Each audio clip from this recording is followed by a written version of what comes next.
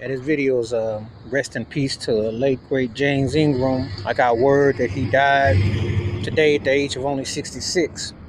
I was a huge fan of his music. I mean, uh, believe it or not, he actually had an early bit in a Rudy Ray Moore Dolomite movie, leading a funk band out of Ohio. And you know, Ohio is a place of the funk.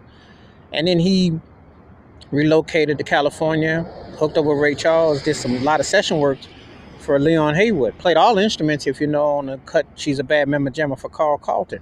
And if you listen to that track and that groove, it's very much in the same syncopation that he would later to go and give it for Michael Jackson's Thriller. And he wrote the fast version of PYT, Pretty Young Thing, which Quincy Jones took co-credit on, but James Ingram was behind that. But when James Ingram got into the Quincy Jones camp, he had the afro and the tux, and he was singing 100 Ways and Just Once, which were classics.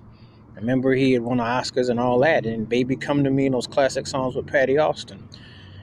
And then his debut album on Quest Records, It's Your Name, was one of my favorite records. He did the classic Yamo Be There, a spiritual song with fellow great artist Michael McDonald. James Ingram was a very versatile artist, very talented, charismatic, talented soul brother. You know, one of them songs on that album is something that always was like an anthem. It's called Whatever We Imagine. Whatever We Imagine, that was a great song because it truly captured his spirit and his talent. You know, he always uh, was a incredible talent. He could sing like anything you put on him.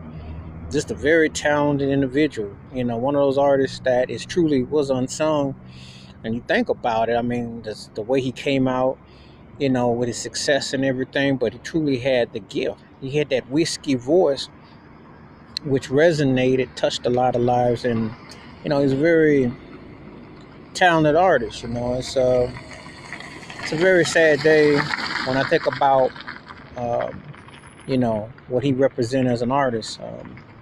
He's always dug me some James Ingram, so um, very sad day. A songwriter, producer, arranger, multi instrumentalist, and a voice that was powerful. I mean, he had the goods.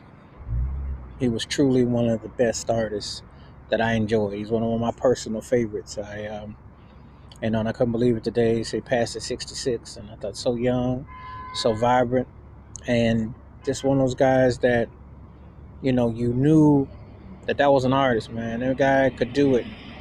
You know, he had those wails, those trademark vocal wails. If you listen to "Can't We Try Again" with Phyllis Hyman, the late Phyllis Hyman and Michael Henderson were great vocalists in their own right. He did the opening wail. That's how talented this guy was. His vocal tone, just the wail off of a song, was like a guitar wail. That's how talented he was, and he did those wails quite a bit. You know, those were his trademark shrieks. You knew a James Ingram wail when you heard it. So, prayers and thoughts go out to his family and friends and colleagues, and very much respected, very talented individual. So, Yamo be there. The Lord is watching. All praise and glory. And James Ingram is rising to the air tonight. Peace.